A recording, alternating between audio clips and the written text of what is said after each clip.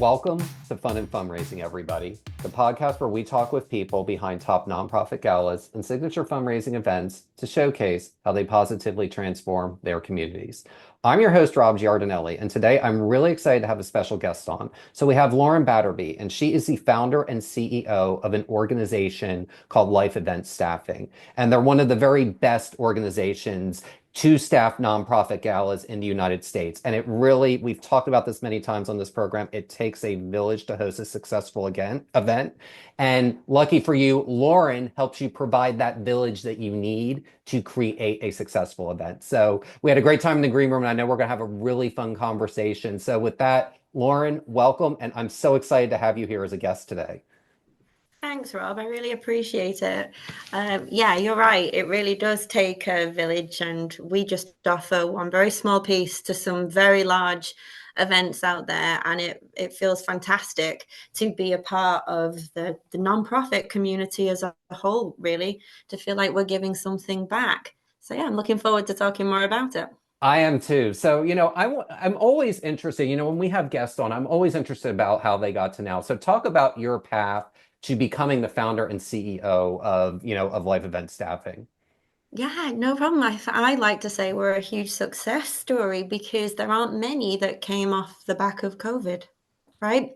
So there's got to be one, there's got to be some positive that came out the end of. So basically, we all worked for a silent auction platform.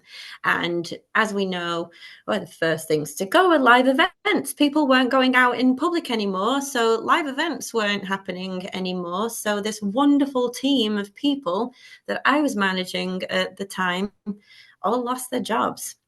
They'd not really a way to turn or a way to go. The platforms carried on because these silent auction technologies offer remote bidding, which was fantastic. So events were able to carry on. We went through the pivot of people being able to live stream, but people were not needed on site for these events anymore. We obviously weren't sure how it was going to go, were we? Because the hybrid events were doing, sorry, remote events were doing very well. Were we going to go towards hybrid? Who knew? But I had the opportunity, one of the silent auction technology platforms approached me and said, hey, we are getting asked if we're offering staff. People do want to go back out on site. We know you know people. Basically, can we have your little black book? And I thought, oh, God, I didn't even realize that was so valuable, this little black book that I have got. And I said, yeah, okay, I can help. That was all it was about, helping.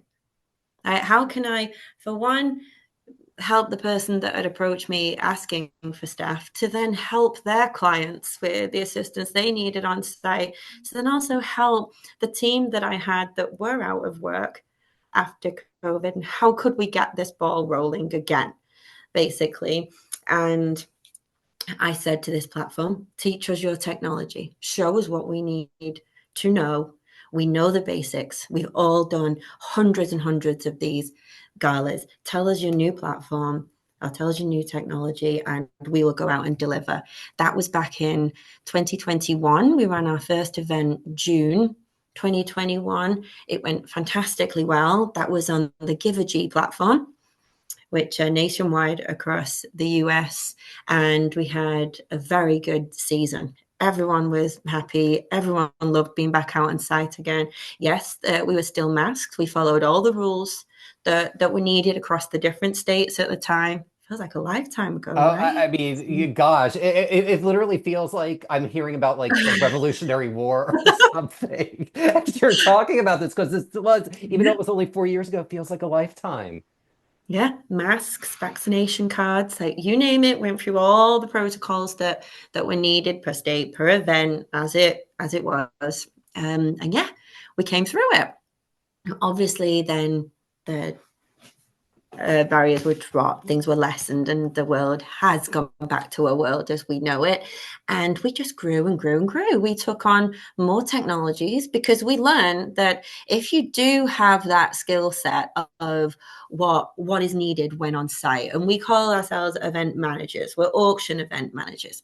So no, okay, we're not ushering your guests to your seats. But if someone brings an item that's ready to be sold in a silent auction on the night, we'll get that. We'll take it into the platform for you.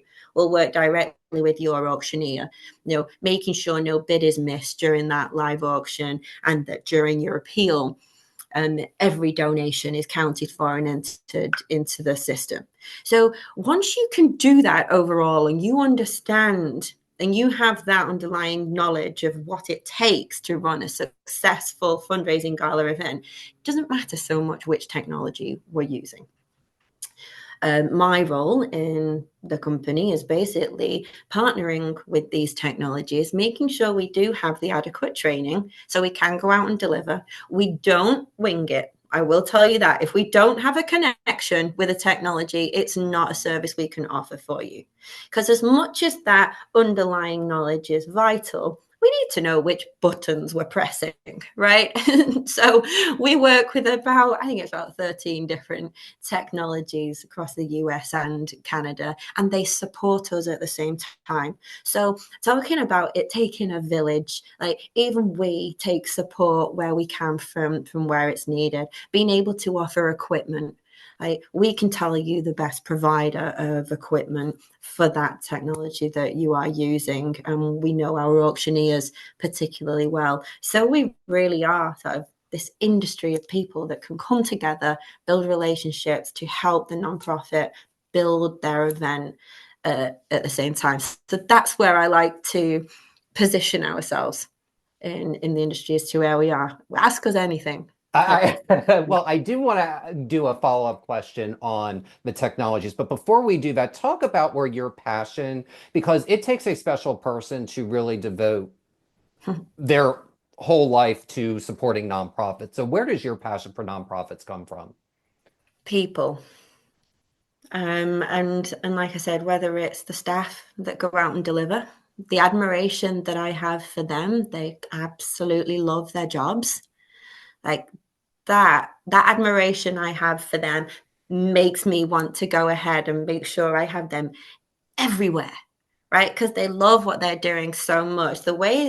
I the way they speak about being on site makes me feel so proud of what they love to deliver. And we watch all this money being raised, and again, to be a part of that and hearing from the team, that really does drive me to make sure we're offering as much as we possibly can within our service, so people can raise huge amounts of money for their nonprofits.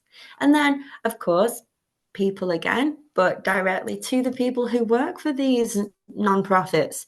They're wearing so many hats. It's such a tight industry, and putting together one large annual event, whether you've got 50 people attending or whether you've got 500 people attending, majority of the time, these nonprofit workers, they're not event planners.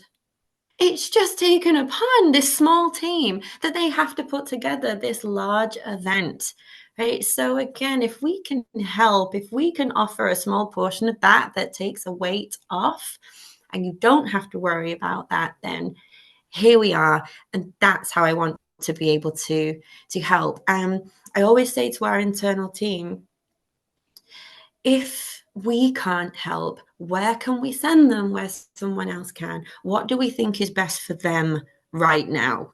And that is the direction that we will give. Again, even if it's not us, where else can we turn to help these people out with what they are needing right now? So I like to think we're good listeners as an internal team. What are the needs? And we're still learning. We're always learning about how we can help. But again, there's only so much service we can offer. So if we Well, can partner.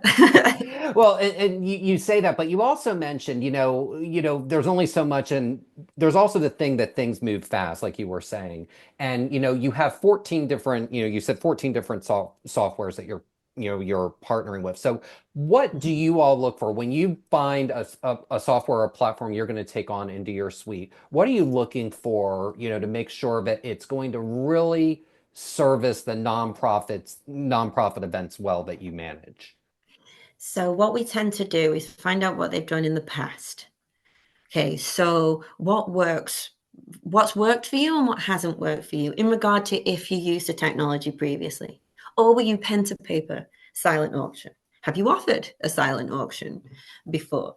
Because if it's something and you've used a platform over the years that's got all the bells and whistles, you use all the features, we're going to advise don't use to a cheaper one that doesn't offer the same features because yourself and your guests will be disappointed. However, if you've only ever done pen to paper before, you don't need to go and do bells and whistles platform because it's possibly going to be overwhelming and far above your budget. Okay, so it's really finding out what they want to achieve, how much they wish to raise, who are their guests, what's their audience, how well will they adapt to a technology or a new technology. So it's a conversation. It really has to be a conversation about the nonprofit and their fundamentals and what they need for us to be able to advise what type of platform and then staff and how many staff and different things they should offer throughout the evening. Not all events have to offer a full service check-in, check-out, raffle, live auction, paddle raise, silent auction, right? You don't need to do that to be able to raise or to be able to get to your fundraising goal.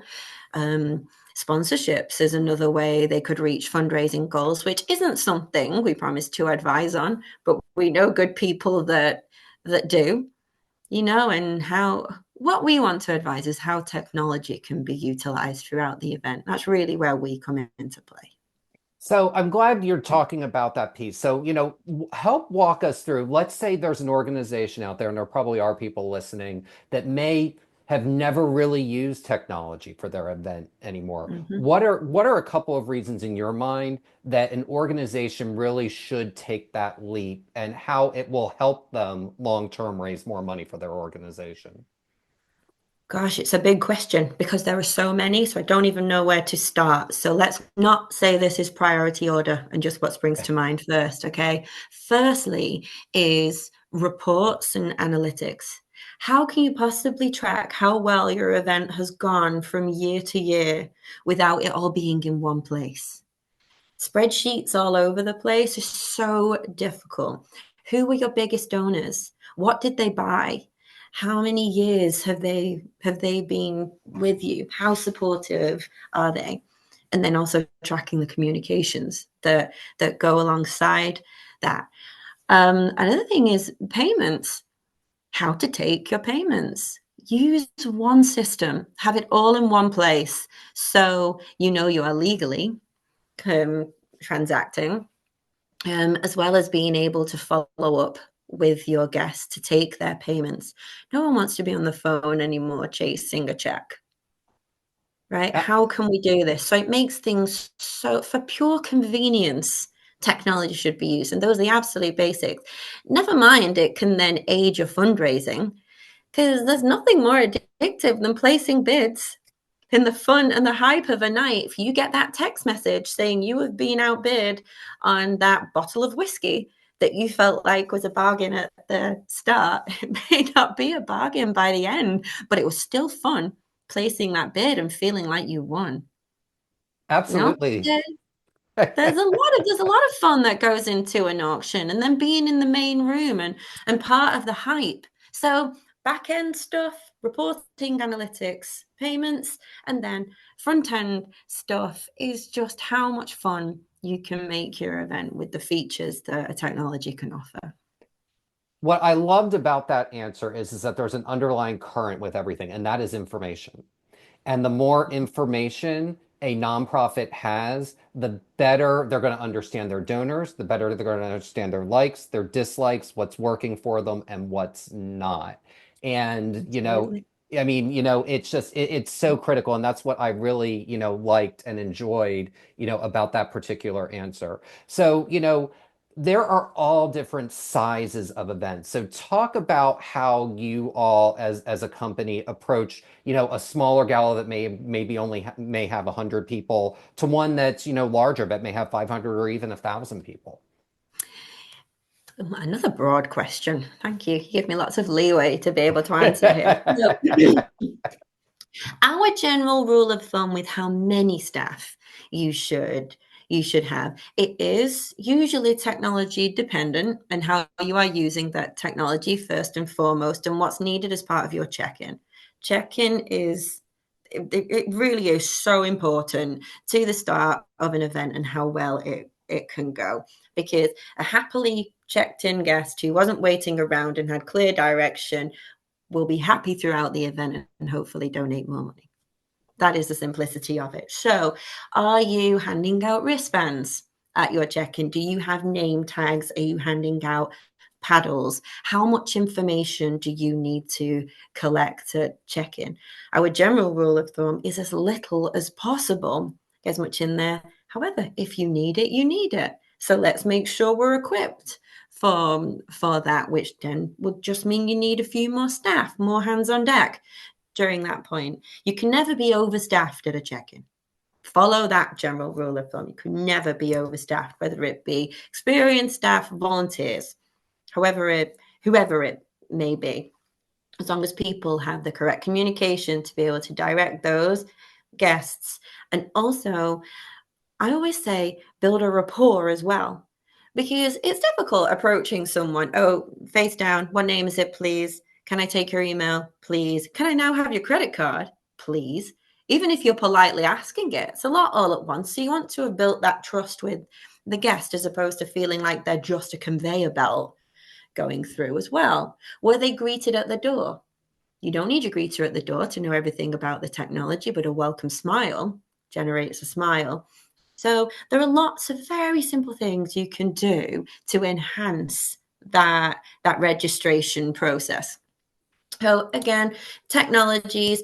Are you using card swipers or are we manually entering? If it takes longer, get more people sat behind that desk. We usually say average would be we can check in about 70 people. One of my staff can check in 70 people at a check in. Volunteers who aren't quite as experienced will check in less for obvious reasons because they've not done it so many times before.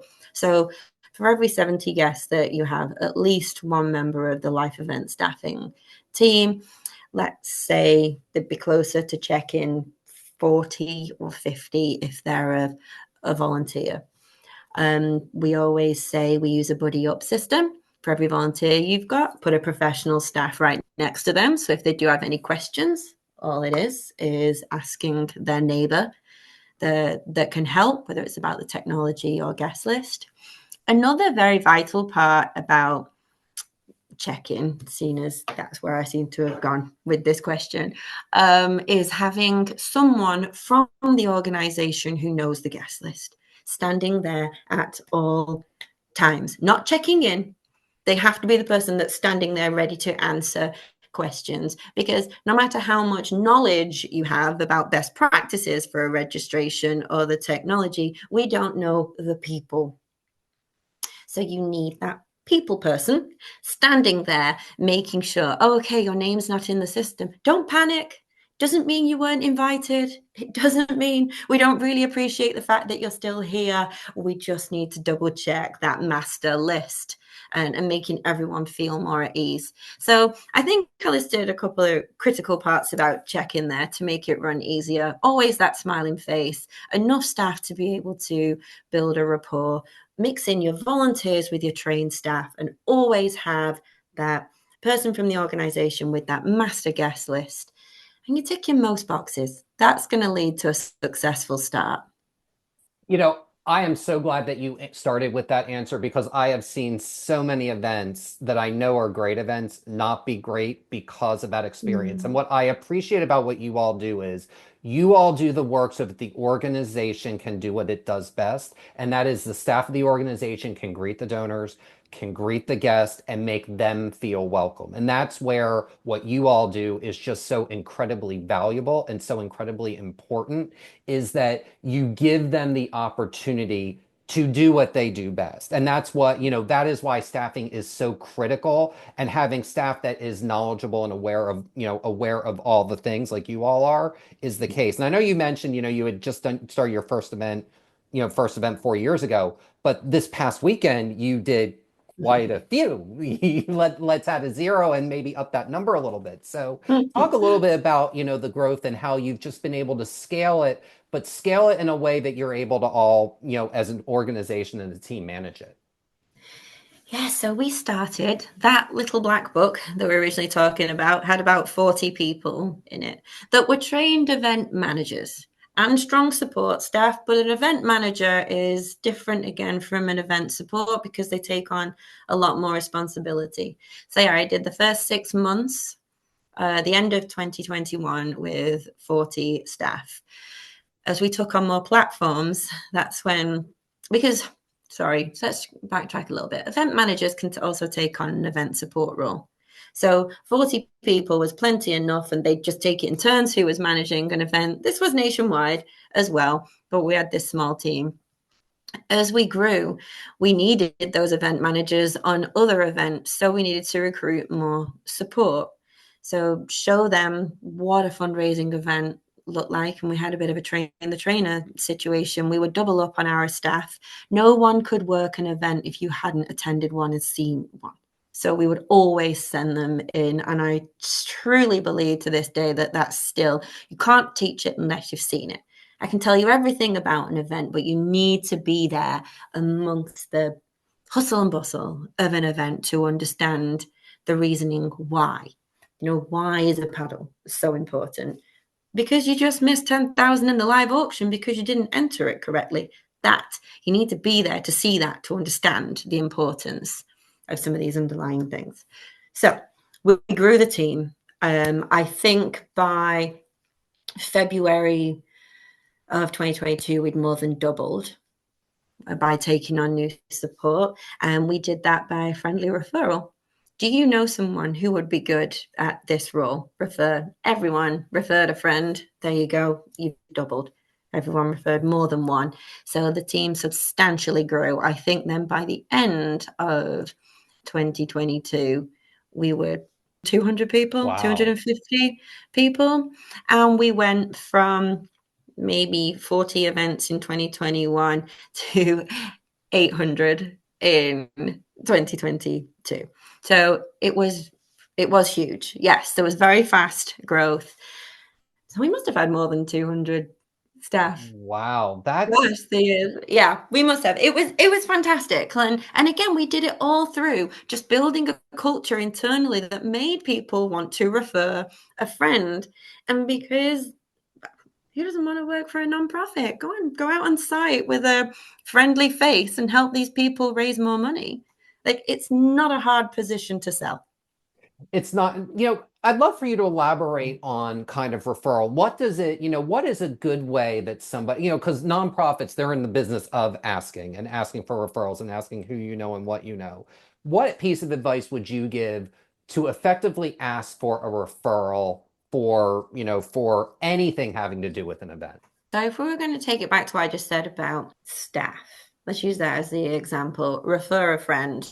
So you want to know that the culture of the company, if you're referring a friend, you're not going to say, then these aren't great, but go work for them if you want to. Like, that's not a referral. It's genuine when it's friend to friend, right? If you've enjoyed your experience, you pass that on to the next. So everything from the point of onboarding with that company, learning the company's culture, meeting the other employees and working with them, good communication throughout, and then going out on site to deliver.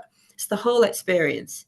So I suppose that can then blend into, if you are a guest and you wanted to refer a friend to come to the next event alongside you, how was your experience from start to finish? It doesn't necessarily mean to be how much did you donate. You can get there. Maybe that's phase two. But this is a fantastic cause. I learned all about the cause on the night. They made me feel extremely welcome, whether I was donating $50 or 50,000. I enjoyed the entire experience. They made it seamless, and I also had fun during the event, whatever that might be. So that would increase the referral rate, wouldn't it? For yeah, pleasurable experience. Well, I'm glad you brought up, especially at the end of the answer, that it does that you all treat a $50 donor the same way as a $50,000 donor. And I will tell you from my experience of having gone to events for the last 15 years, you need people all over the income spectrum, the humanity spectrum for an event to be successful. No one wants 500 of the same people in a room. That's incredibly Mhm. boring. So you want to make sure that you have that range and giving every single person that care so that they feel like that they're the most special person in the room, even if it's for only 5 seconds. You're going to create that loyalty there, that loyalty there for life. And and speaking of $50 to $50,000, I know you partner quite a bit with auctioneers. So Mhm. talk a little bit about what should an organization look for in finding an auctioneer that is the right fit for them. Yeah, it's first thing that springs to mind here from what we always see is that personality.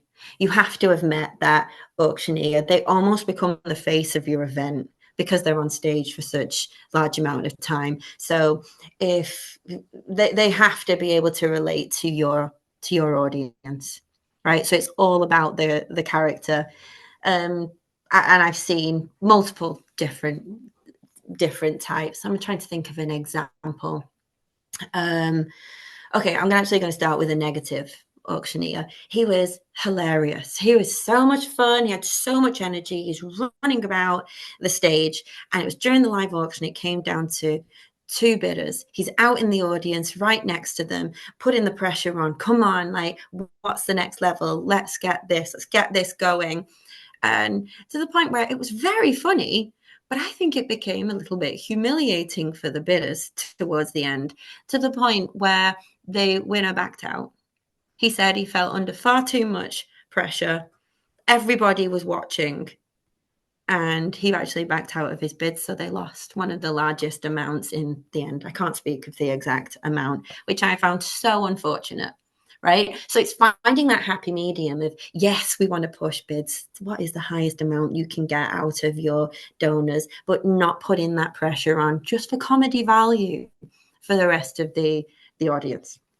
Right. So I didn't wish to start on a negative, but that was the first thing that sprung to mind because I've never forgotten that. And that was actually back in the UK quite a few years ago. Really unfortunate. And he was a TV personality, not an auctioneer. So that also lends to the Number next one, hire an auctioneer. hire a real benefit auctioneer as well. Because I've also found, there are lots of different auctioneers out there within their industry, whether it be auto, housing, cattle, that if they are the type of auctioneer that's reeling off the one, give me two, give me two, give me three, give me two, whatever that might be that I can't do, that they are very well trained at, your audience needs to understand because they're not farmers or realtors or manufacturers, auctioneers, right? So there is a specific benefit auctioneer to be used as well, which I feel has a much softer, maybe kinder approach towards your guest who may not be savvy auction attenders. This is a fundraising event, not antique roadshow. Okay, so having that kind of approach, so making sure you choose someone that is appropriate for your event, somebody that has a track record in actually being able to raise money, not a comedian.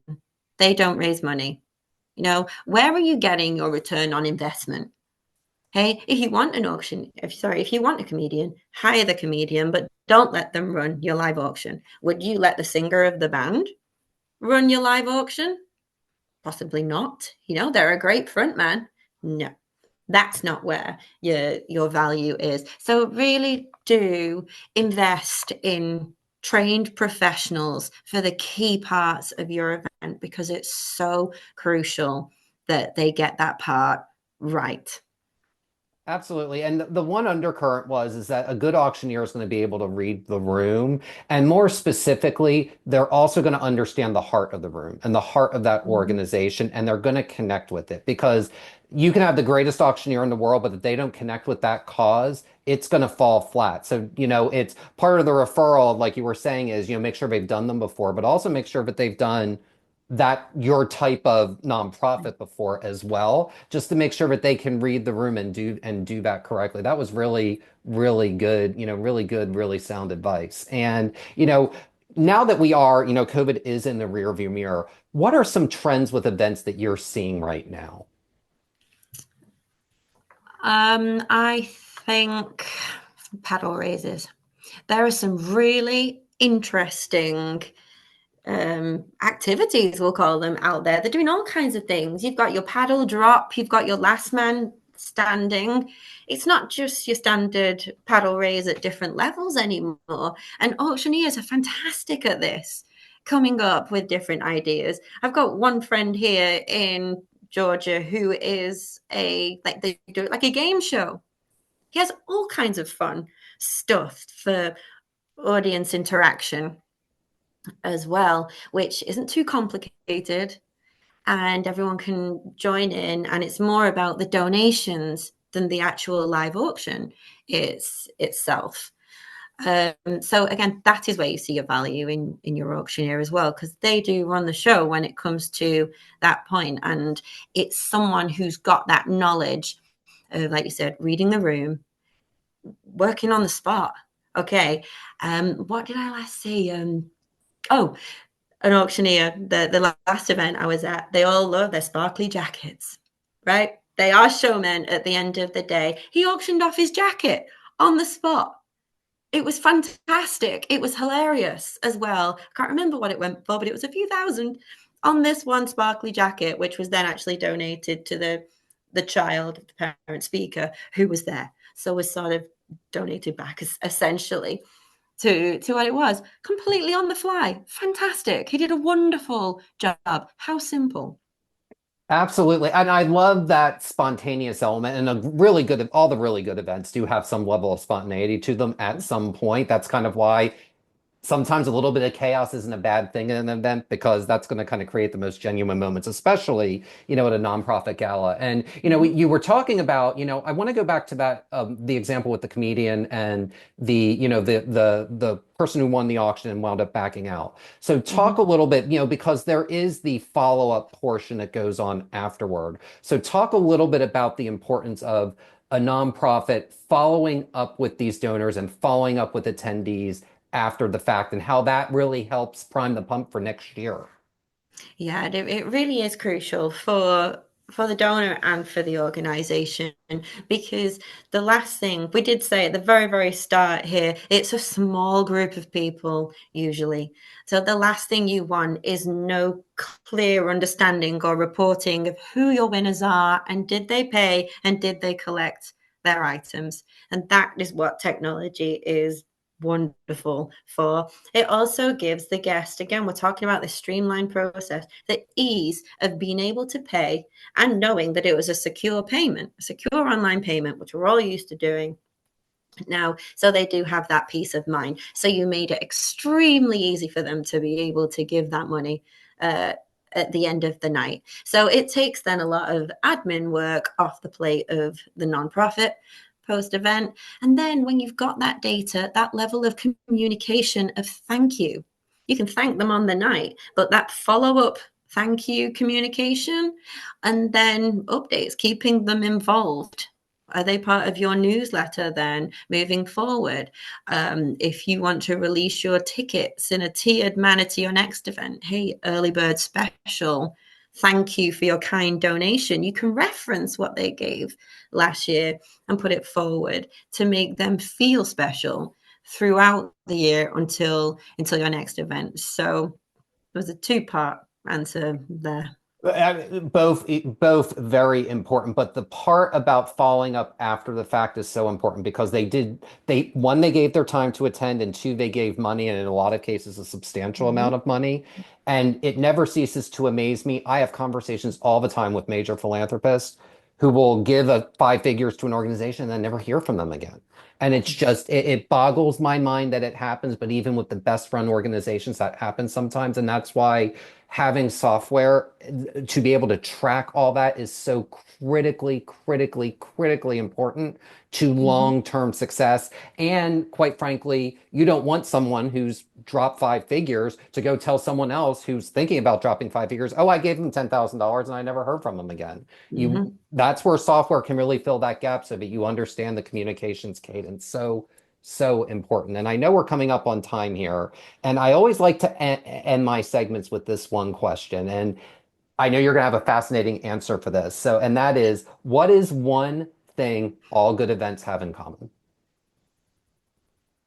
All good events have in common good people. And that is exactly what you've built your entire organization on. That is the perfect answer, Lauren, and the perfect way to end this segment. It was just wonderful to chat with you and, learn your expertise. And I'm so excited for your success. And this past weekend, you did what, 30 events in one weekend or one night? On one night. Wow, that's a lot all over the country. So Mhm. they're a great organization to work with. And, Lauren, thank you so much for joining us today. We were so thrilled to have you here.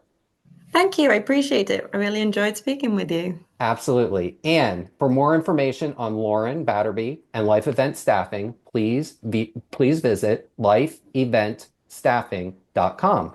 And that will do it for this episode of Fun and Fundraising. I'm your host, Rob Giardinelli, reminding you to keep it fun, keep it interesting, and your guests will have a great time. Have a great day, everyone, and take care.